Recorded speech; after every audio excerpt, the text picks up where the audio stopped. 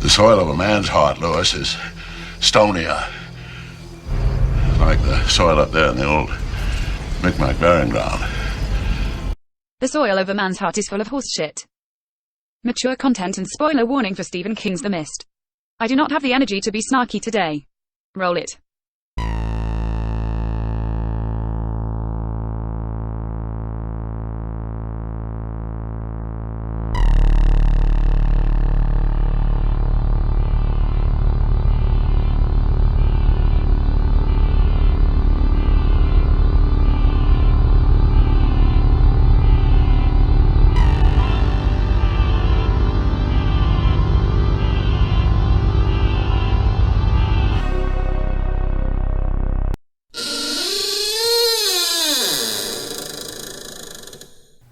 Welcome to episode 11 of The Horror of Babylon, where we are discussing Stephen King's The Mist. I am Ryan, and with me as always is Daniel. Say hi, Daniel. Hi, Daniel. Well, I am excited to be back with Mr. Stephen King. I definitely enjoyed Phantoms and I enjoyed The Scarlet Plague, but Stephen King is really the reason I'm reading horror. How do you feel to be back with the King? I actually feel pretty good. It's I don't want to say we're going back to our roots, but it does feel like we took a little detour. We got to see a couple of the sidelines, and now we're back on the main road. Yeah, and we're going to be coming back to King repeatedly. We could easily have made this a King podcast, and there are a lot of those out there if that's what you want to hear. We didn't want to do that because, like I just said, there's a lot of those out there, and there's just other stuff we want to cover, but it would not have been hard or difficult for us to just make this all Stephen King. Yeah, there's definitely enough content. For sure. So we're going to go ahead and jump into it. I'm going to give a little bit of background on Mist. It was written in 1976. It's the first thing he wrote after The Stand. So it's kind of poetic that this is the first Stephen King book we're covering after The Stand. That's kind of funny. Yeah. It almost makes me want to look up the order he actually wrote all the books in and then just continue doing that. That would be kind of interesting. Yeah, we might look that up. We already have a schedule, but we'll talk about it. Yeah. It was originally published in a collection of horror stories, not just his, but of different authors in 1980. And then its first official publication under his name was in his short story collection, Skeleton Crew, in 1985, where it was the first inclusion in the book. It was a novella, and then there were 19 other short stories. There are a couple different stories that he had for inspiration on how he came up with this idea. There's one about where he was shopping in the supermarket with his son, and he imagined a pterodactyl coming and knocking over various products. And then he also had another story where he was imagining giant bugs attacking the plate glass in the front of a supermarket. So obviously, if you've read the book, then you know both of these things happen in the book. Yeah. If you haven't read the book, you should probably stop this, read the book, and then come back. Unless you are really just more fans of us than you are of Stephen King, in which case... Well, you do have a wonderful voice. Yeah, I don't know about that. All right, so moving on to themes and structure. So this is our fourth book, and it's another apocalypse story, but this one is very different compared to The Scarlet Plague or The Stand. Yeah. What kind of apocalypse story is this? A misty one. It's not a virus, which is a nice change. I want to use the term otherworldly. It's almost dreamlike in the way it presents the apocalypse. I would say it's almost unique. Yeah. Among apocalypse stories. Generally, it's either a virus, zombies, or a nuclear... Fire and brimstone. Yeah, whether it's a meteor, bombs. Nuclear war, yeah. Yeah. Some sort of giant storm. Yeah. So basically, you never really get, or you definitely don't get an answer as to exactly what happens. But what the characters theorize is it takes place in a small town in Maine. Mm-hmm. There's a army project called Project Arrowhead that's going on just outside of their town. And the townspeople speculate about what is going on there, but nobody really knows. Yeah. There's a huge storm. The next day, there's this huge cloud of mist over the lake. And then slowly rolling in. And as it rolls in, apparently there are otherworldly monsters in the mist that kill people. Pretty simple. I thought it was a little strange. Maybe not strange isn't the right word, but when I'm sitting there reading and they're talking about the theories of the Arrowhead Project, and then they also connect it to the Black Ice event, I'm like, wow, that Arrowhead Project has some wildly different results. It either creates black ice on your lake or otherworldly mist.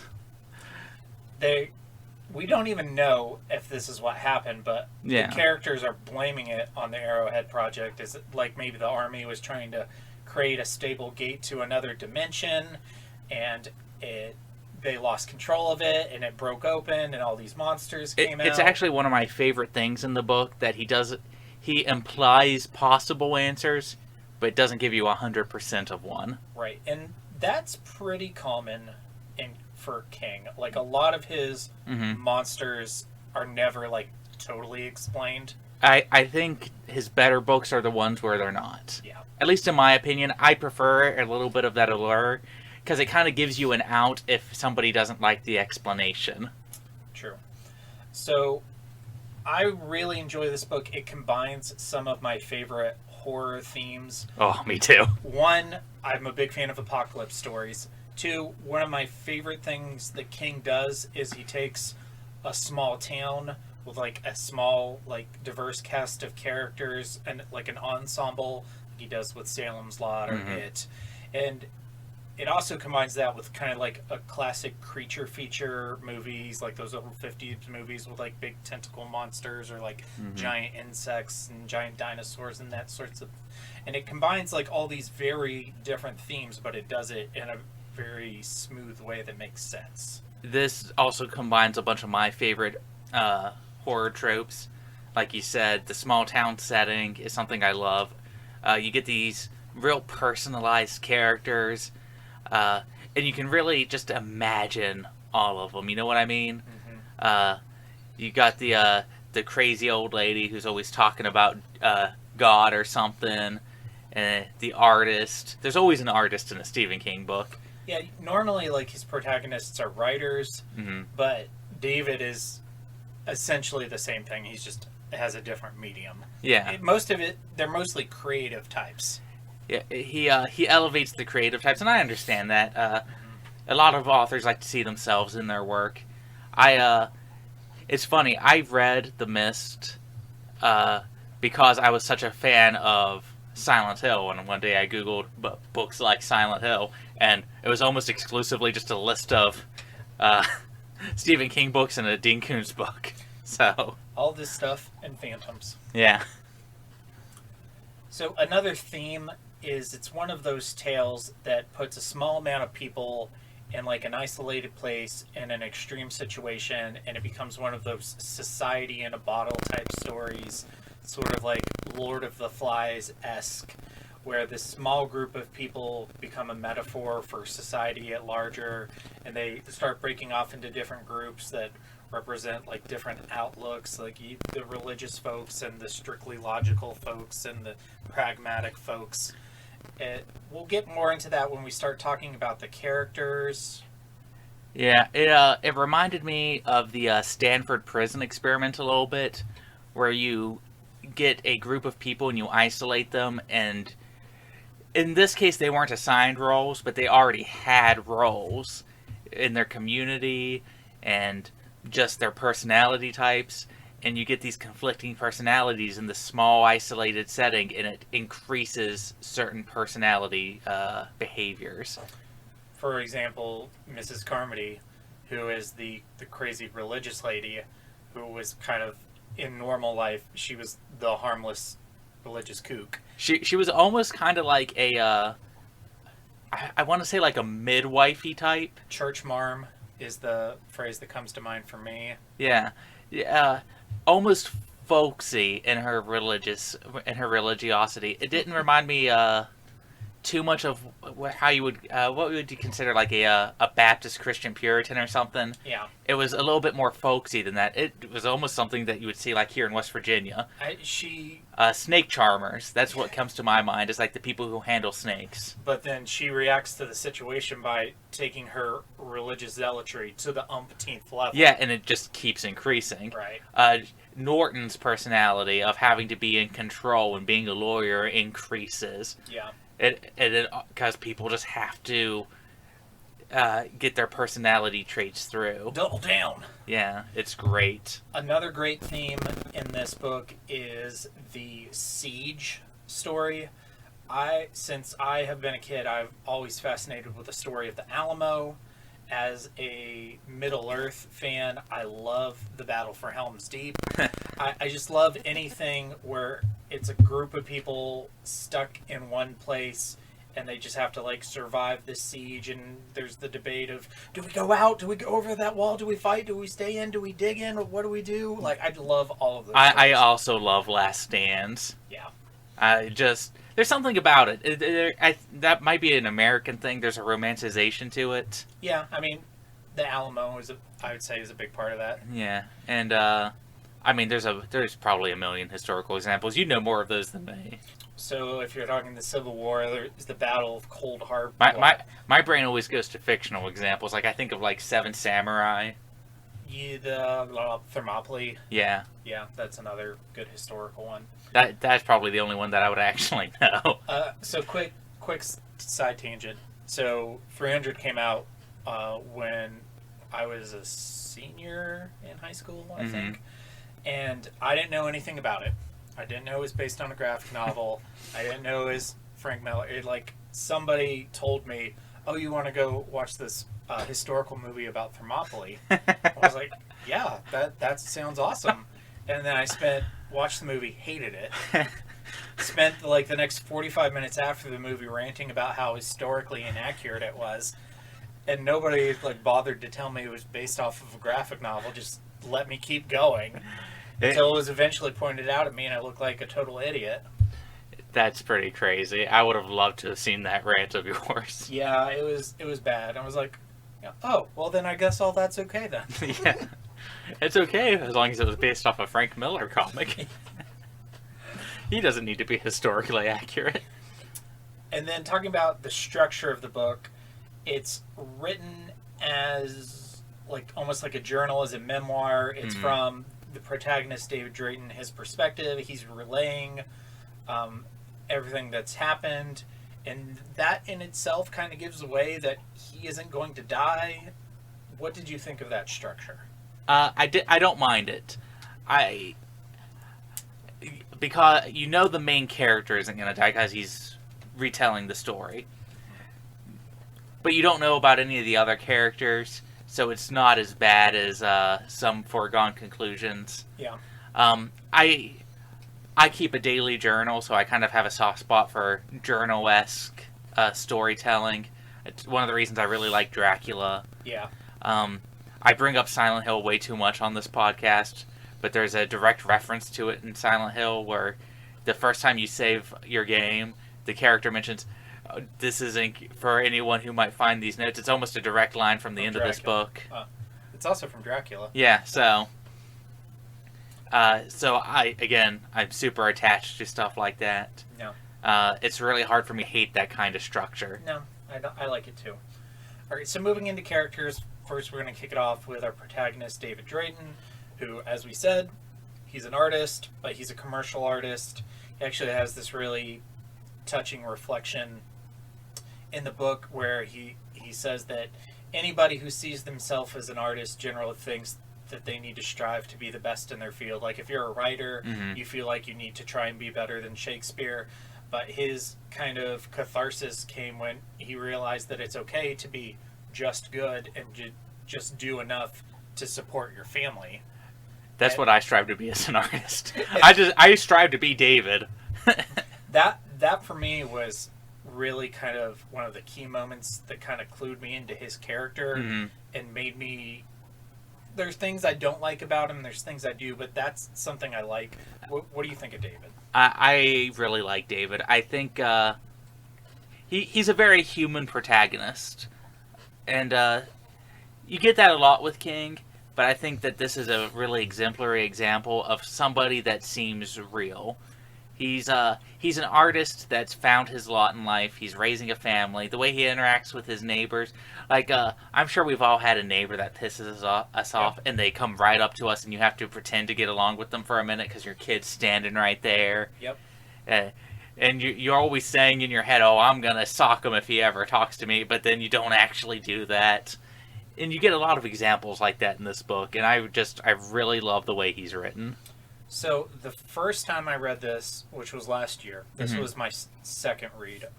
I initially started liking him a lot, and then I got to one point of the book where I was just like, oh my god, this guy's a total asshole, which is right after the bag boy dies. Yeah. And his reaction is to just let loose and totally beat the shit out of one of the two guys who got the kid to go out there.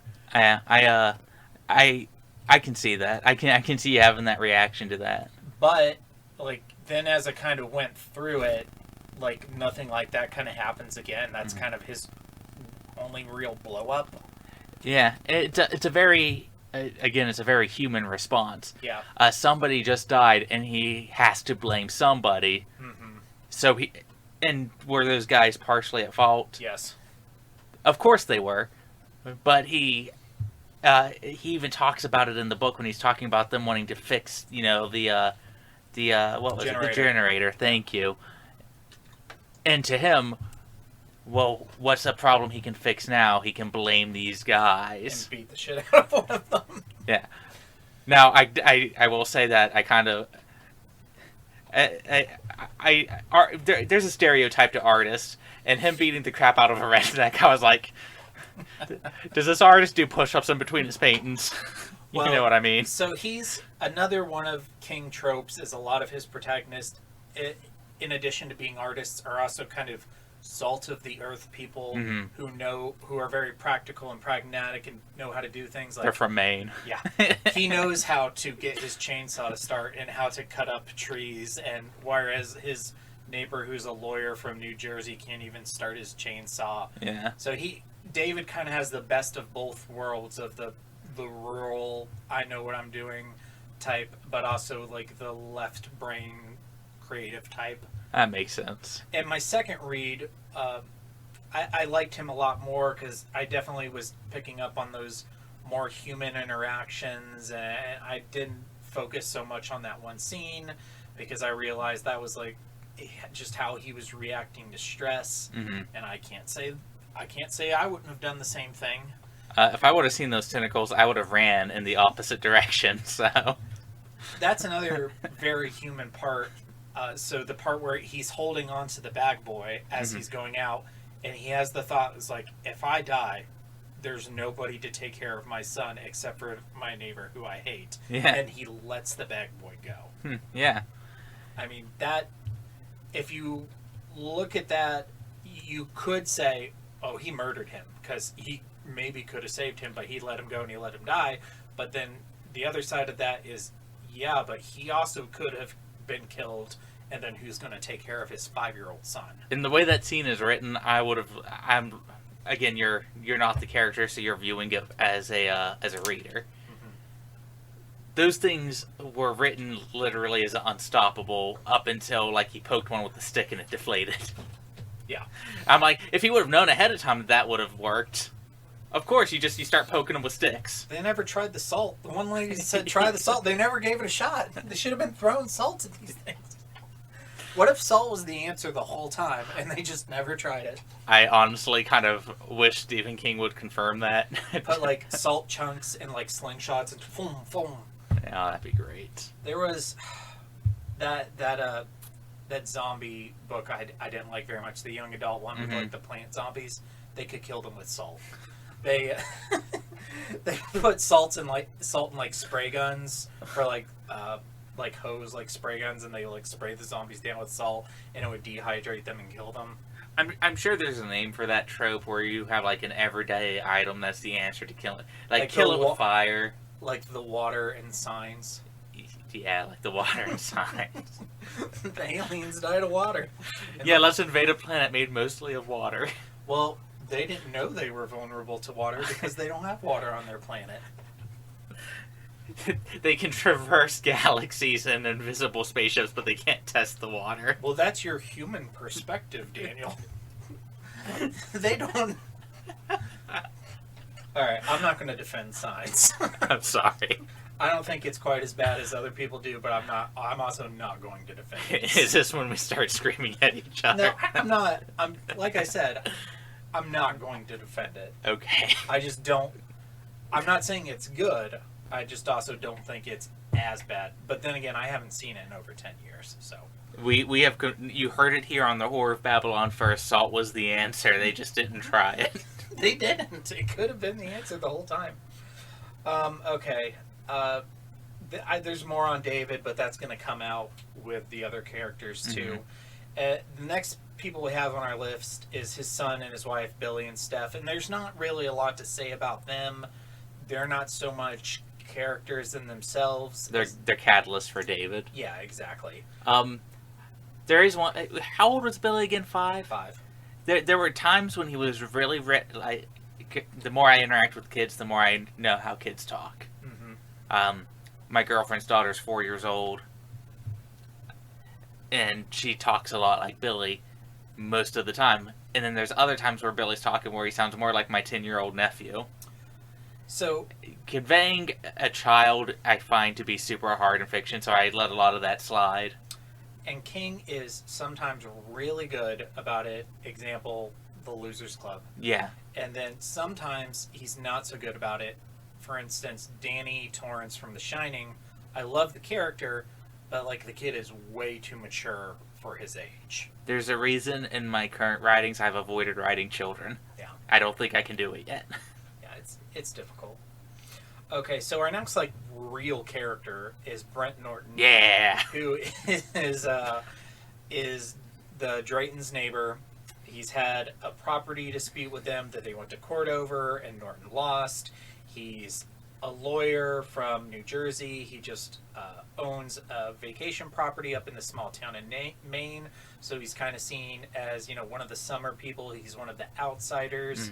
And that is a theme that we've brought up before, that King uses a lot of these Maine small towns that are on a lake or by the beach and have this trope of summer people who just live there throughout the summer, as opposed to the townies who it's a little elitist, King. It's a little elitist, but okay. So, what do you think of Brent? I have a lot of mixed feelings towards Brent. I think he's very well written. He reminds me of a dude who does think he's the smartest person in the room. Yes. And those people exist, and he's written just like those people. He probably is the most educated person in the store. Probably. And sometimes education does not always equate to being correct. Right. And also, there's different kinds of smarts. Maybe he is the most knowledgeable or book smart person. He could be. But in the situation they're in, pragmatism and street smarts and just being able to stay rational in an emergency is going to be more important than your actual IQ, your book smarts. So, some of the things I really liked about him is like when they mentioned his wife recently died, and the way he lost weight wrong. Yeah. Because I'm sure everyone's seen it. People who lose weight over stress versus people who lose weight through diet and exercise, it's not the same look. No. There's a hollowness to it, and you can picture that in your head. Yep. I really liked reading that, and at the same time, you can tell that he's hurting about that, but he still has some of that same kind of scummy behavior. He's checking out the hot wife. He curses around the kid a little too much. King does a really good job of making you dislike him, but still making you sympathize with him. Yeah. You can understand where he's coming from to a point. Yeah. Of course, there's always a line. Yeah. Where with these types of people, and David, in his favor, like, he does a really good job managing himself around Brent Norton, better than I think I may have done. And like I said earlier in this podcast, we've all had those neighbors or those people, and every once in a while, one of them will come up to you. I have a lot of coworkers like this. Now I'll tell you a story about that when we're off the air. Okay. And they'll come up to you, and maybe they want a second shot because they need a favor, or there's been a weird emergency that you just aren't prepared for, and you have to be a civilized human being until civilization crumbles around you. And that's pretty much what the book goes for there. You know, quick side tangent. You could consider Phantoms an apocalypse story of a type. Like in a micro level. Yeah. It's the apocalypse of a town. Yeah. And if you do that, everything we've covered so far has been an apocalypse story. I kind of want to count it now, just to see how long we can keep the trend going. The next thing we're doing is Mark of the Beast, which is... Oh, that'll break the theme. Yeah, damn werewolves. So, what are your... Brent Norton is probably like the second most developed character in the story after David, but he dies relatively quickly. By about the halfway point, he's presumed dead. I think if this had been not a novella, if this had been like an actual novel, he would have played a bigger role. Right. Sometimes when you're writing a short story and you have a lot of characters, because even in short stories, Stephen King's very long-winded. Well, he's like, well, I got to get rid of them at some point. I guess he didn't have to get rid of them. No. But he kind of wrote him into this guy is a problem corner. And I think the way he wrote him was, this is the logical conclusion to the character. This is what that character would do in this situation, as dumb as it sounds. So, just going back to a little bit of our synopsis, they have the big storm, this big cloud of mist appears over the lake. They've lost power, and they're losing their groceries, so David is going to take his son, and his neighbor Brent joins them. They're going to go into town, go to the grocery store. His wife stays behind. When they hit the grocery store, they're in there shopping, there's a huge line, they're delayed. That's when the mist rolls in, and bad things are happening to people outside, so they all decide to stay in the grocery store. They hear some screams. David goes back to the storeroom to find a blanket for his son. He notices that the generator is backed up and there's fumes, so he turns it off. That's when he notices there's a sound outside the loading door. Bag Boy and the two drunk guys and Ollie Weeks, who's one of the grocery store's manager, come in. They have that whole scene where the Bag Boy goes out, gets killed, and that's the point where they realize there's monsters. So David goes to Brent and he says, this all just happened. There's monsters out there. We need to tell these people, and we need to keep them from going out, going home to their families. I need you to help me because you're a big city lawyer and you're very well spoken, and you need to use your skills to keep these people from going out there. And Brent's like, no, that's all bullshit. You're lying to me. You're trying to trick me. You dumb rednecks are trying to play a joke on me, the city guy who I pay my taxes here just like you do. But so that eventually leads to him deciding to take his group of what they call the flat earthers, who are people who are just in denial of the situation, and just leave. Yep. Which ultimately leads to their presumed death. That's one of my favorite scenes in the book, when he's just trying to drag Norton back there, and Norton is just screaming. He's terrified because he doesn't want to be confronted with it. Yeah. That's at least the impression I got. There's a part of the tentacle in the back of the storeroom that got cut off, and David's just like, just come look at it. It's back there, and you'll see that this is real. No, I won't go see it. I won't go watch La Blue Girl with you. You cannot make me face the reality of this situation. You keep your tentacles and your animes to yourself. That's what happened to the bag boy. So him and his people decide to leave, and we're not even like quite at the halfway point of the book, but David convinces one of them to take like a thing of rope and go out with it that's 300 yards. He's like, just take this, tie it to a car door when you hit the length, and then we'll know it's at least safe to go out that far. They don't even make it the full length of the rope before they hear all this screaming, and the rope just goes like a fishing line. Yeah, and then eventually they lose all the slack and they pull it back, and the rope's been cut or chewed, and it's covered in blood. So those people are all presumed dead. I like to think that Norton's the one that made it. He could be alive. We don't. Yeah, we don't know. We don't know. What's one of the horror movie rules I taught you? If they die off screen, they're actually not dead. Yep, for sure. It's a Star Wars rule too. Even if they get cut in half and shoved down a hole. So Cad Bane's alive, confirmed. I want Cad Bane to be alive. So moving on to Ollie Weeks, who is one of the managers of the grocery store, and he's kind of... I'm not drunk. I'm not drunk.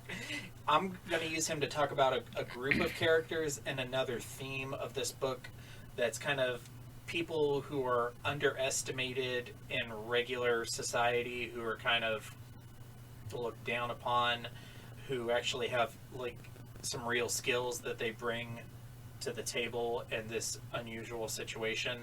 So Ollie is kind of lifelong career grocery store guy. I have an Ollie-related question. I'm going to let you finish first, though. David mentions that he thinks he's afraid of women. Okay, see, my question was, is he gay? Yeah, I think that's what... Or is that the implication? I think King is trying to imply that he's gay. In a small town in the 70s. Yeah, in rural Maine. Yeah.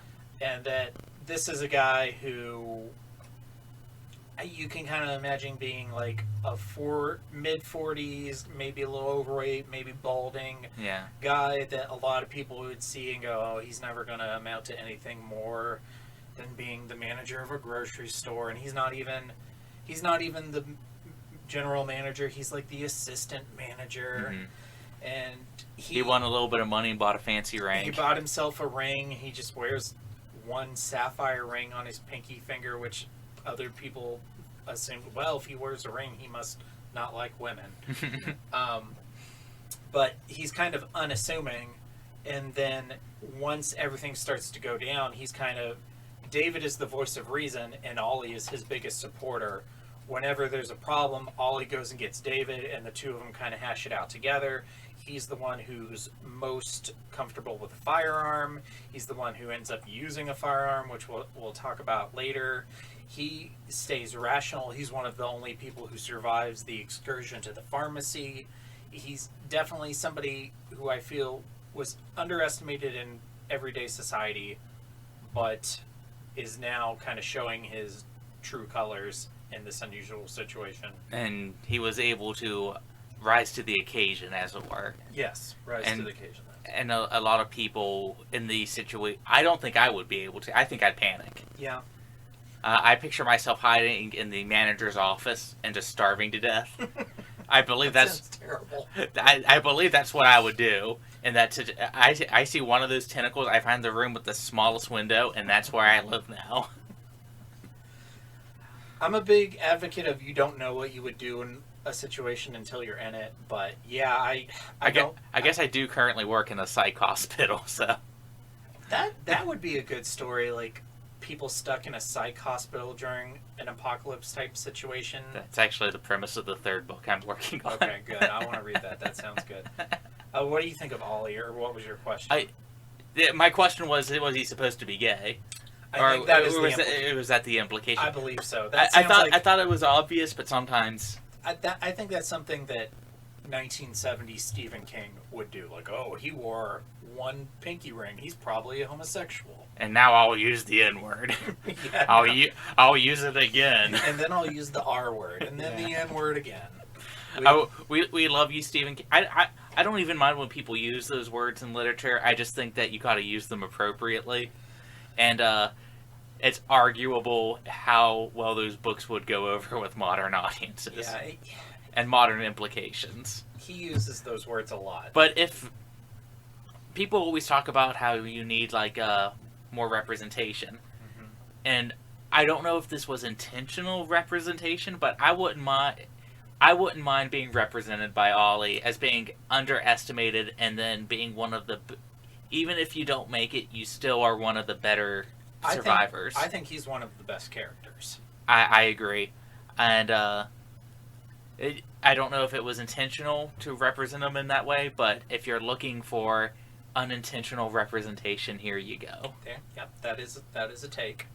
And then another one who kind of falls into that camp of being underestimated is Mrs. Repler, who is the elderly former third grade teacher who everybody just kind of wrote off, but then she's one of the ones who goes to the forefront when it's time to fight the bugs. She like comes out with cans of Raid I loved it. Starts spraying down these giant bugs, screaming at them. She is one of the 3 survivors from the trip to the pharmacy.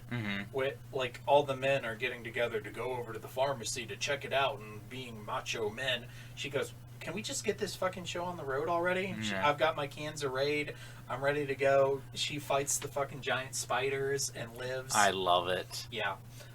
She's another great character. And another one is the other manager, Bud Brown, who, when you meet at the beginning of the story, you can tell, oh, this guy is going to be a total jerk. Like, he's pissed at people for stealing food and going outside without paying for it. He's pissed at people for drinking the beer. The things he thinks he can control. Yeah, he's keeping a list of names. He's mad at Ollie for not backing him up.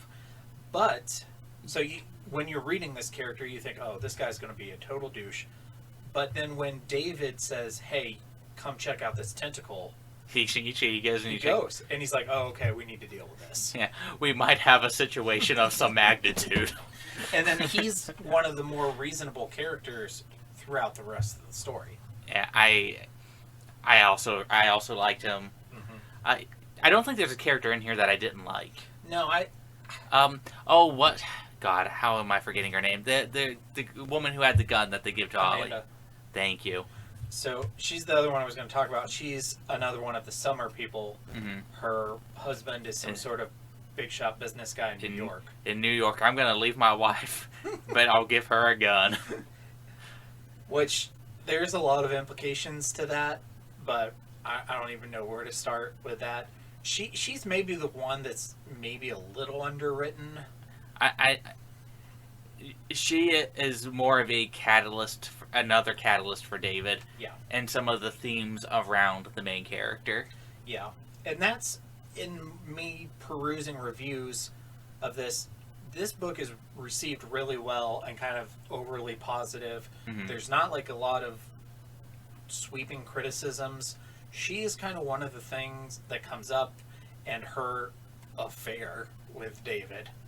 Which we'll talk about that more when we get to the sex section. I do have some comments. So. Okay, so we'll talk about more when we get there. So let's get to the last character I wanted to flag up, who's our villain.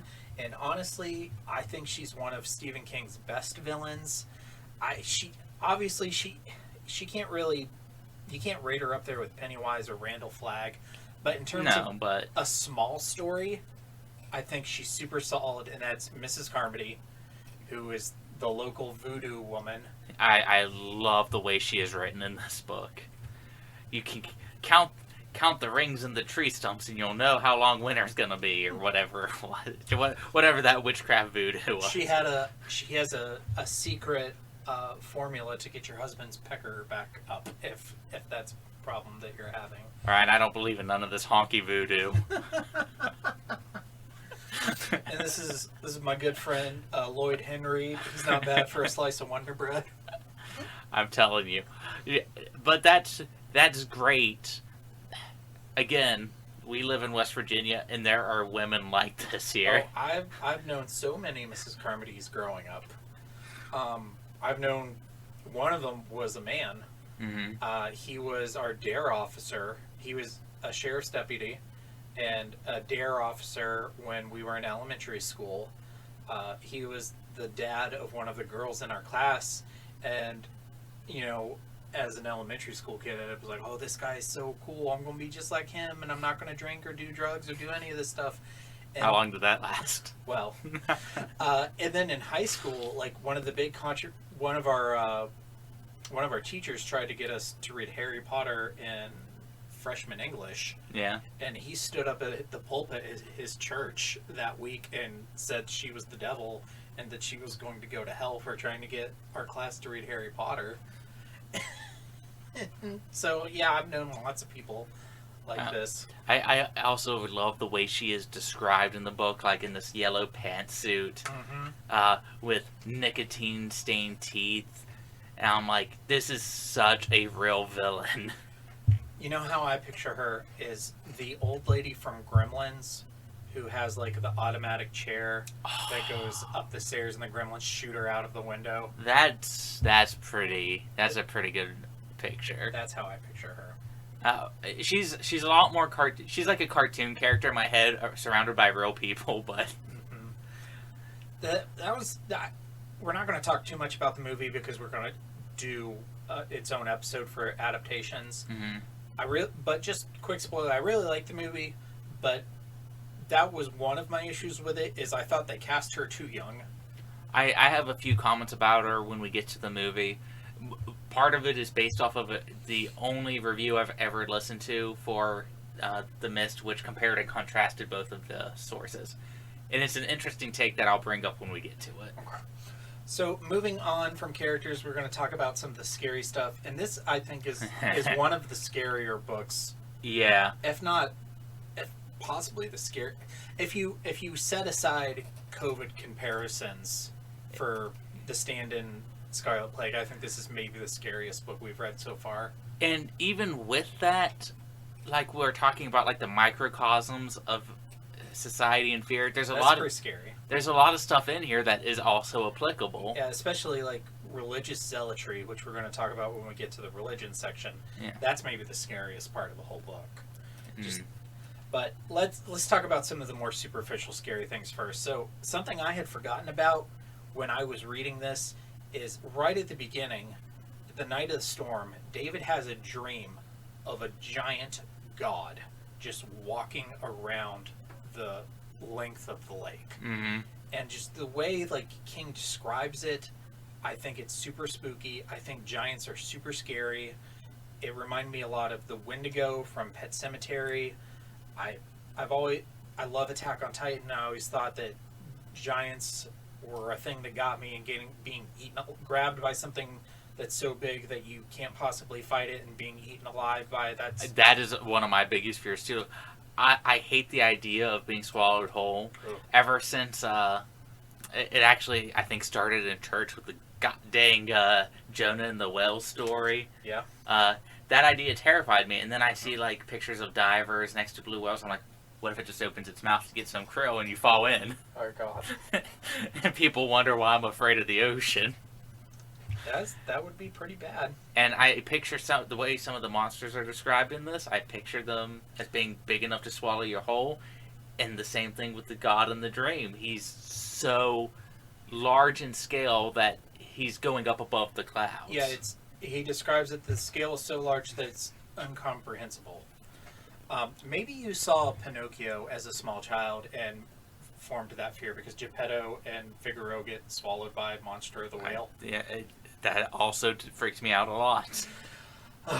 And then another one is the part where the storm is raging and Steph and Billy are standing by like the big bay window with all the wind blowing, and David has a vision of the window caving in and them just being shredded by all the glass. That's a very adult, real fear, and I'm sure everyone's had these sorts of those man reactions where you get this image in your head and you have to use your dad voice on something to try to get across this fear that just hit you all of a sudden. Yeah. It's like when your kid tries to cross the road without looking and you scream at him. Yep. Or when Daniel's wandering around Boston drunk. Oh.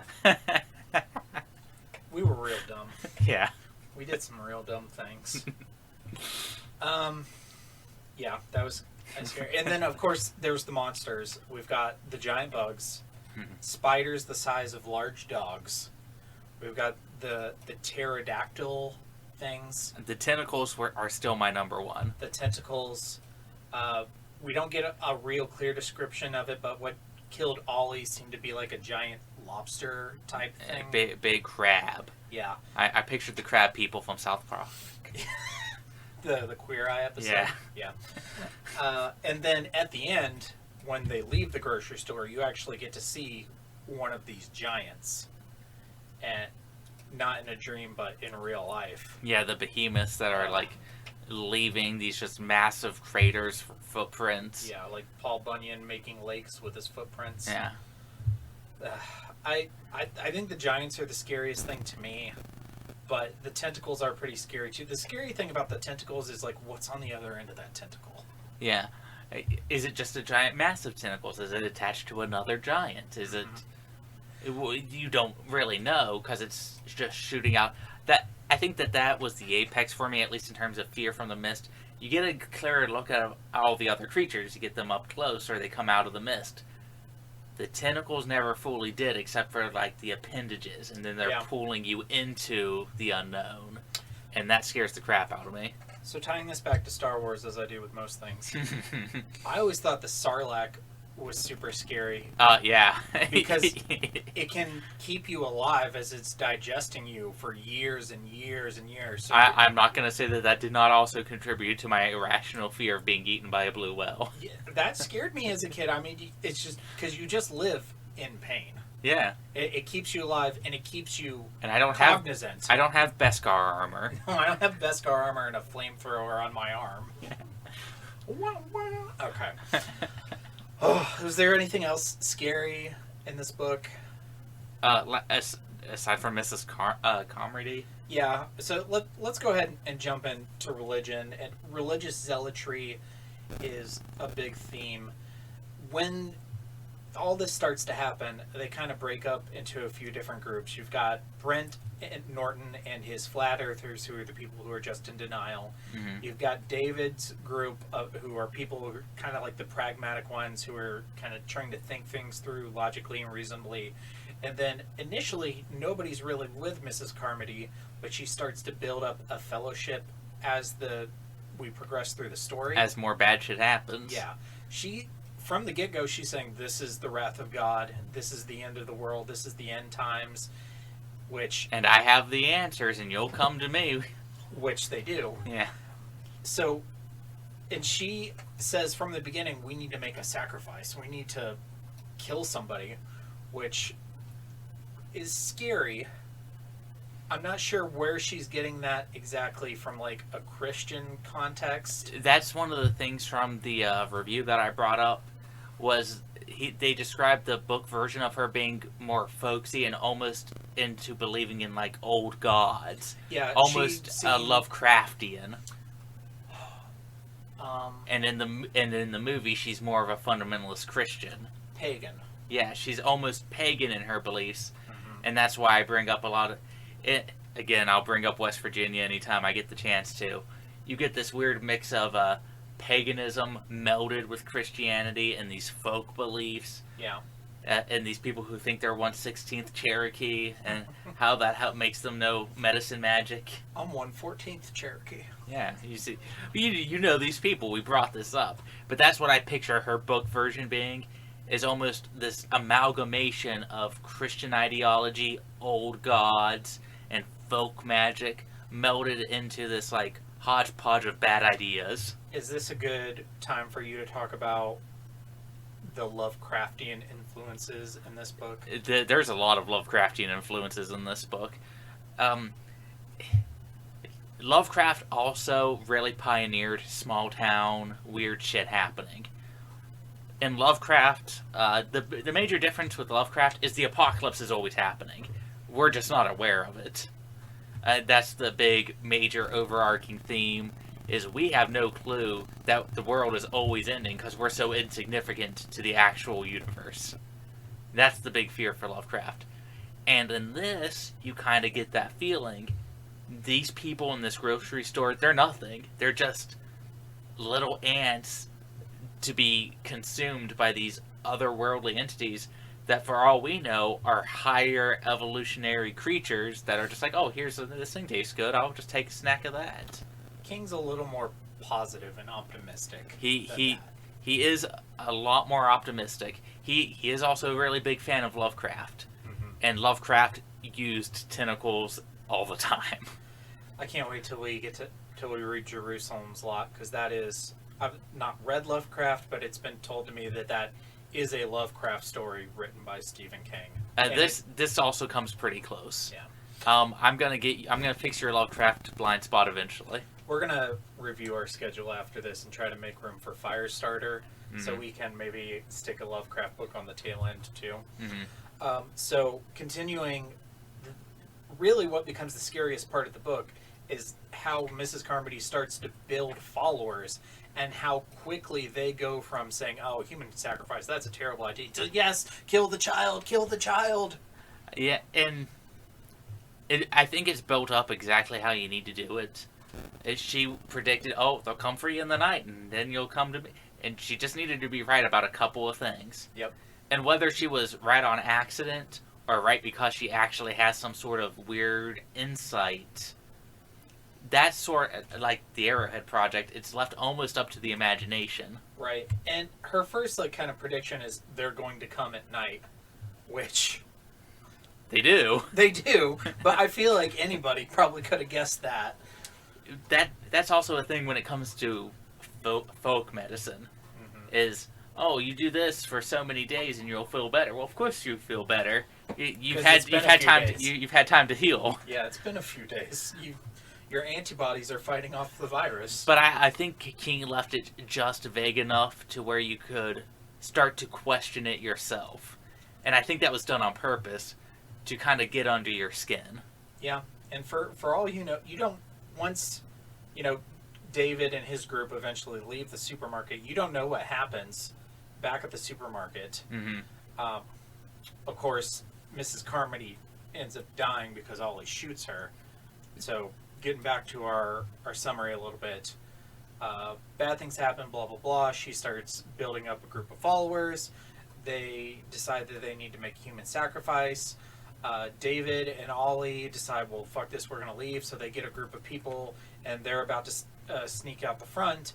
Mrs. Carmody stops them and says that they're going to take Billy, and they're going to use him as a sacrifice to make all the bad stuff go away. So Ollie shoots her. I love that scene. It's great. I shot her. I shot her. I wouldn't have done it. She didn't give me a choice. She was going to kill a little boy. I would have made the same choice. No, yeah, I mean, shoot an old hag. I probably would have shot a child. Honestly, I probably would have shot her a lot sooner.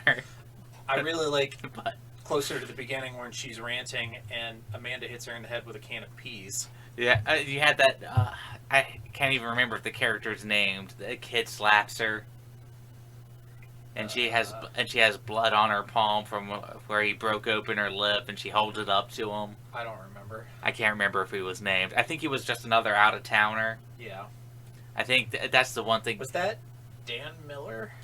I don't think Dan Miller is the one that hit her. Dan Miller is the one that started to come up with some of the practical plans. And then he gets killed at the pharmacy. Yeah. Yeah.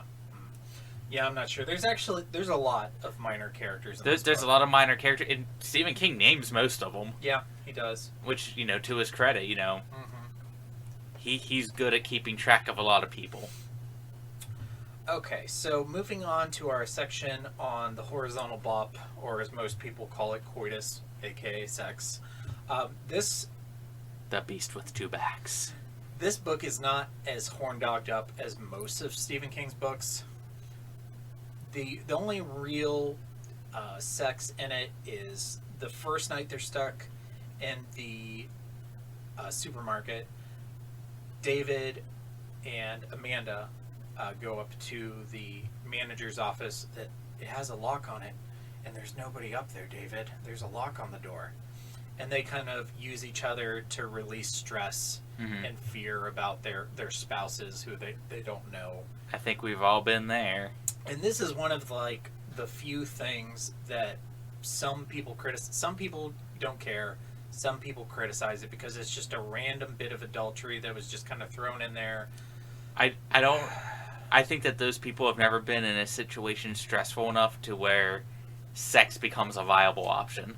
I think that it makes sense because it's very similar to when he beats up the guy at the beginning of the story. I will not divulge too much of my sexual history on here. I have been in similar situations. I've never had an affair on a spouse, but have I been in a situation where our response to stress was to fuck each other? Yes. I think it's realistic because, I mean, obviously that happens in a lot of apocalypse stories where people, they think they're going to die. They don't even know if their spouses are alive. Yeah, I mean, and we do find out that, or we presume, actually we don't really find out. Yeah. But we presume that Steph is dead. They can't quite get there. So it doesn't bother me, but I do see a point for the people who take issue with this part of the book that it doesn't contribute as much to the story as sex often does in King's books, and it being like the only real example of sex in the book, it probably is something that could have came out of it. Mm-hmm. I forget, did they do it in the movie? Yeah. Okay. I'm like 99% sure. They do it in the audio drama, which was... It was pretty nice. It was weird. So yeah, and that's another thing is people kind of criticize Amanda's character because that's kind of like her role is to get fucked by David and then kind of be the surrogate mother for... Okay, so we're moving on to Kings and Koontzes, which is our version of props and slops. We're going to say our favorite part, our king, and our least favorite part, our Koontz. So what is your king and what is your Koontz of Stephen King's The Mist? My king is definitely just the mystery of the mist and how you're kind of given half answers. I think that creates a lot of mystery, which helps build a lot of the fear. Are these trans-dimensional entities that are brought out by the Arrowhead Project, or is this the finger of God writing our deaths in the apocalypse? I think that, at least in the book, it is vague enough to where it creates this really unsettling atmosphere, and you really don't know everything that's out in the mist. You get glimpses of all the monstrosities out there, but you don't get a full picture. It's a whole new world out there. That's definitely my king. And your Koontz? My Koontz... Man, what would my Koontz be? I really like this. It's hard for me to think of things in this book that I dislike. Probably just that it's not a full novel, that it's just short. That was mine. So I was going to say I have the same problem with it that JR... And the ending. Yeah. No, I like the ending. You like the ending? I like the ending. I love the ending. We'll suspend discussion of the ending until the movie. Yeah. I'll tell you that I like both of them. Okay. For different reasons. I think it works as a bookend to the way that it was written as a journal. If the book ended the same way the movie did, it would not be believable that he then sat down and wrote that all down. No. Okay, so we'll talk about that next episode. So J.R.R. Tolkien said that his biggest issue with The Lord of the Rings is that it wasn't longer. I do think that this story could have been longer, but at the same time, part of its strength is that it's short and tight. Yeah, and I didn't read it in a day because I only read when I'm at work now. Mm-hmm. But you could the average person could read this in an afternoon. Yeah. You could spend a day and you can get this book done. And there's strength in its brevity, but I also wanted more. I think it could be a little longer. Yeah. I would definitely read it as a full novel, but I don't know if it would be as good as the average King length book, but it might be good as the average not Stephen King length book. Yeah. It's hard to see. But yeah, that's my Koontz too. Is I wanted it to be a little longer. My King is probably the mist itself and the creatures. The same as we probably just have the same answers here. I think that's really the draw, the hook, the best part of the story. It works. And it builds on strong characters that he does a really good job of fleshing out David and Brent in like this very short amount of pages, very short amount of words. This book is also pretty poetic. There's some great prose in there, specifically when he's like describing the mist coming across the lake, or when he's describing the storm. There's some really pretty language in there. I probably should have put some quotes in our outline to read, but that's okay. Learn that for next time. Yeah, the learning curve. Yeah. All right, so we're going to our homework section where I asked Daniel to tell me, A, what happened to Norton's group specifically once they went out into the mist, and B, describe the smell of the mist, because David talks about the smell of the mist and without giving you like any kind of description of what it actually smells like. Okay, so Norton's group, I believe when you first asked, I was like, well, I believe he probably just died screaming. It's not real. But now I like to think he's the one person who made it. Like, he got away from whatever was out there, and he's either still out in the mist or found a place to hide. He's the one dude who got to survive. So that's what I had too, is I think that he actually survived and has some amount of success. I think, the book ends where David gets the radio going and he hears Hartford, Hope. So presumably they're going to Hartford and they're going to find survivors there. I think they go to Hartford, and guess who's the first person they meet when they go to Hartford? Norton. I think Stephen King, write a sequel. Write a sequel, make that happen. And David goes up to Brent and goes, you said you would send back help. There was too many craters in the roads. Yeah. For the smell, I described it to you already. What I picture is, whenever I make eggs, occasionally some of the yolk gets on the stove, and it creates this awful smell of something that's burning in a way that you're not used to it burning, and it wafts up into your nose, and it sticks there. It's this sickly burning smell of something that should not be cooked the way it's being cooked, and it's a gross, overcooked egg smell. A real good friend I had growing up and also in college, shout out to Chad. He had this really... I miss Chad. Yeah, me too.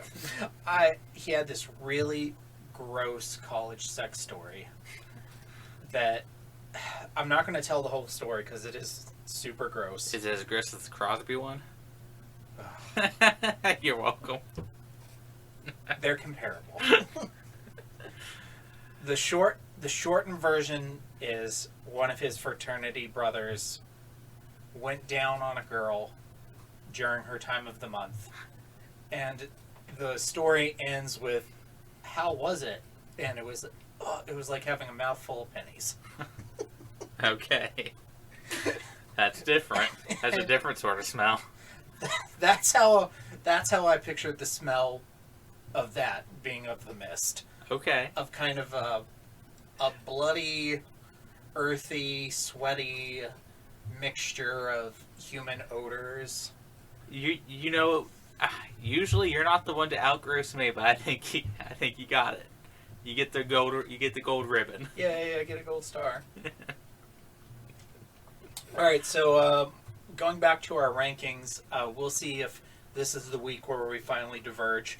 So far, we have The Stand at number 1, Phantoms at number 2, and The Scarlet Plague at number 3. I'm just going to go right out there. I think this is the best book we've read so far. Mist is number 1. Mist is number 1. I think Mist is number 1. I think that it doesn't suffer from some of the weaknesses of a longer King book. It's a lot tighter. It has better scares than Phantoms, and Phantoms is a book that still terrifies me. And it's as easy to read as The Scarlet Plague, but it's going to stick with you longer. So, obviously, The Mist doesn't have the legacy that The Stand has. Yeah. And it never will. I think that's probably just due to it being a novella versus a novel. They don't tend to get the respect that novels do. I agree. Even though I think some of his strongest books are novellas. Two of his best movie adaptations, The Shawshank Redemption and Stand By Me, are both based on novellas he wrote, which are both excellent. But yeah, I do think it's a better story. It's tighter. Mm-hmm. It doesn't have any of the huge glaring flaws. Nothing in this book. There's in all the ones we read, there was at least like one thing that just sort of irritated me. Yeah. And that just didn't exist in this book. I just sat here and I had to stumble and think of a Koontz for it. So, another thing is, we were talking about the Scarlet Plague last week, and we're like, Scarlet Plague it's really short and it's really tight, just like a short, well-written story, but it doesn't have any like high highs that, the Stand or Phantoms does. Mm-hmm. It doesn't have a tentacle scene. Yeah, but The Mist is short and tight, and it has huge high highs. Yeah. The best parts of The Mist, I think, are comparable to the best parts of The Stand. I agree. Okay. This is how we start Twitter beef with other King podcasts, is we put The Mist above The Stand. Yep, The Mist is better than The Stand. Fight me. Confirmed. Fight me, Stephen King Twitter. So for further readings, I didn't write anything specifically, but do you have any like Lovecraft titles that you would recommend? That if you like this book, Yes.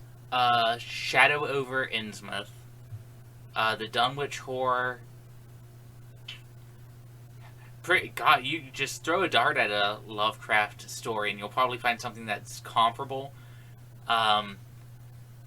The only real issue that I would say is Lovecraft writes in like Old English, and so it's not as accessible. But I would say Shadow over Innsmouth is probably the closest, or the Dunwich Horror. Okay. And then, as we're wrapping up, I wanted to talk a little bit about like different ways to get a hold of these books.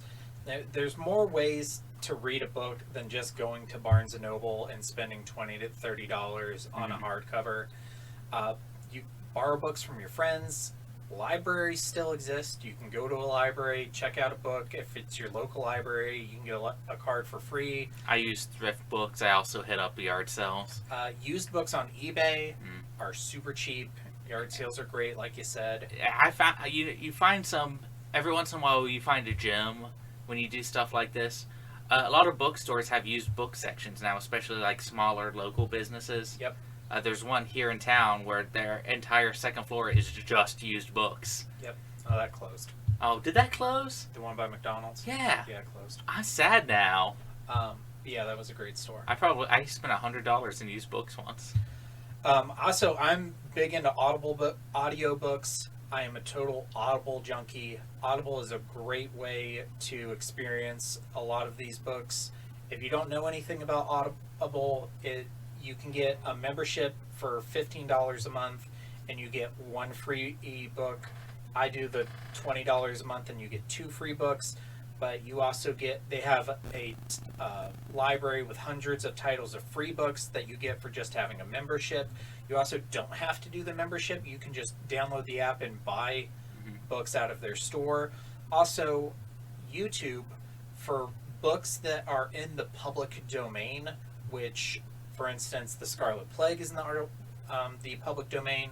The next thing we're covering, The Mark of the Beast by Rudyard Kipling, is in the public domain. You can just go to YouTube and type that in, search audiobook, and there will be tons of different people reading those out for you. That's a great way, especially if you're busy and you don't have a lot of time to sit down and read. Can't recommend that enough. And we are not even sponsored, so we're just recommending this because this is a good way to get these books into your system. Yes.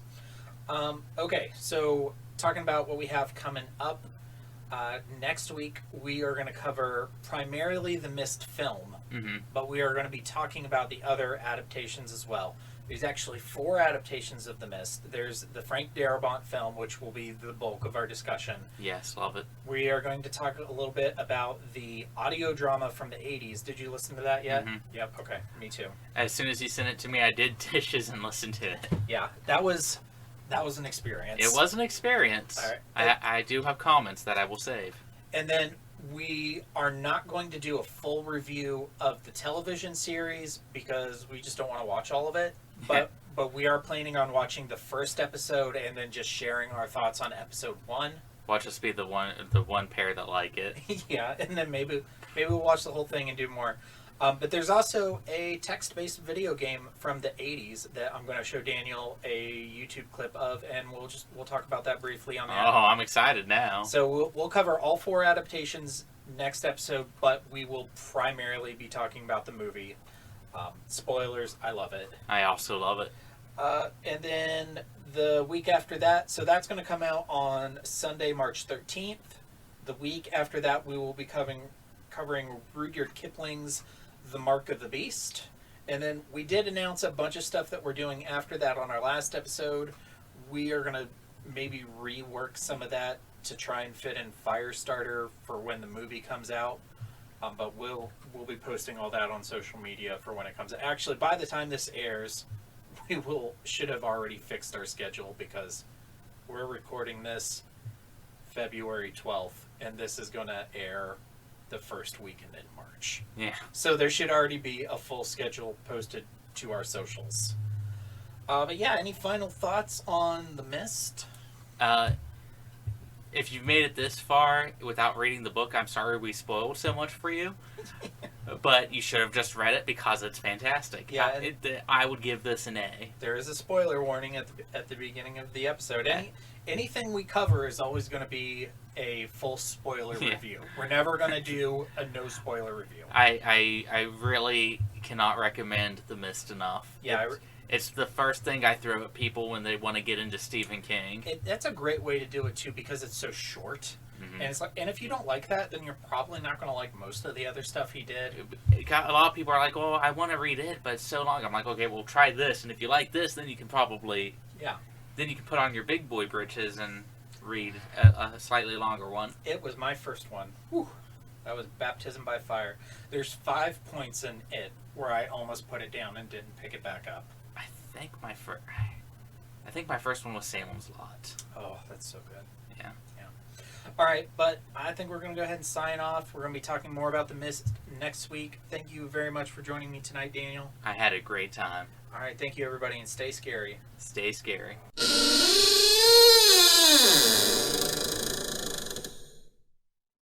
Well, that was horrendous. I would tell you boys good job, but the dryness of my sarcasm would likely evaporate all the moisture in both your bodies. Anyway, if you want to hear more of this, please subscribe to their YouTube channel by searching for The Horror of Babylon. You can follow them on Twitter at HorrorPod69. The Facebook page is under The Horror of Babylon. And on Instagram, these fools are The Horror of Babylon, one word. Reach their assuredly empty inbox at thehorrorofbabylonpodcast at gmail.com. You can also request their Discord server link via any other channel. And finally, if you are foolish enough to support this abomination financially, search for The Horror of Babylon on patreon.com. And God save your soul if you do.